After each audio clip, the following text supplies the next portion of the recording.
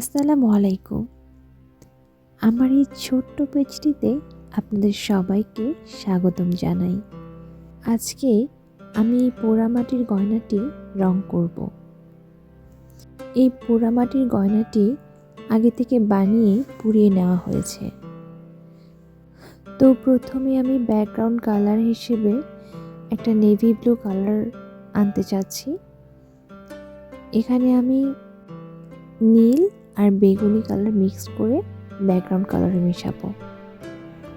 প্রথমে এটা গাঢ় নীল কালার লাগলেও পরে এটা মাটির সাথে অক্সিডাইজ হয়ে গিয়ে নেভি ব্লু কালার হয়ে যাবে। যারা অক্সিডাইজ জুয়েলারি, কুন্দনের সেট এই ধরনের জুয়েলারিগুলো পরতে পরতে একঘেয়ে হয়ে গিয়েছে, তারা এই মাটির জুয়েলারিগুলো ট্রাই করতে পারেন। আমার পার্সোনালি বলতে গেলে এই ধরনের হাতে বানানো মাটির সেটগুলো তো খুবই ভালো লাগে, পাশাপাশি সাজেও এক ধরনের নতুনত্ব আসে। গলার এই সেটটা পাশাপাশি আমি কানের দুলেও এই ব্যাকগ্রাউন্ড কালারটা দিয়ে নিয়েছি। এরপর যে ফুলগুলো আছে সেই ফুলগুলো হালকা পিঙ্ক কালার দিয়ে পুরো ফুলটা করে নিতে হবে। এই লকেটের ফুলগুলোর সাথে সাথে আমি দুলের ফুলগুলোতেও এই পিঙ্ক কালারটাই ইউজ করব।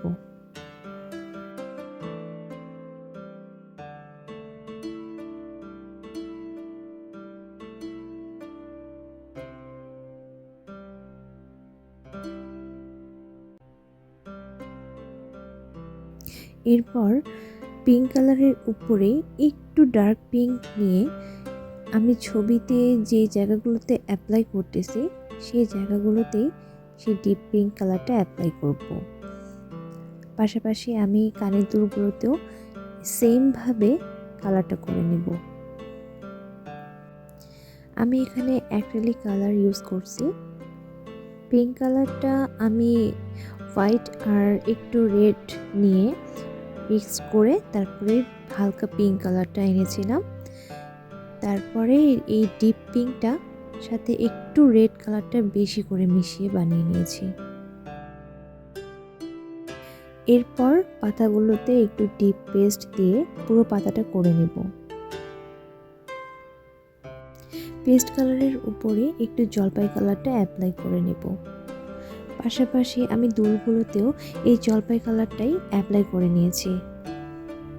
আমি অফ ক্যামেরায় আগের থেকে তৈরি করে রাখা মাটির বিটসগুলো ম্যাচিং কালার করে নিয়ে গহনার সেটটা বানিয়েছিলাম। এরপর বার্নিশ অ্যাপ্লাই করে পুরো সেটটা কমপ্লিট করে নিয়েছি। হাতে তৈরি করা এই মাটির গয়নার সেটটি কেমন লাগলো তা অবশ্যই কমেন্ট করে জানাবেন আর চ্যানেলটি অবশ্যই সাবস্ক্রাইব করবেন।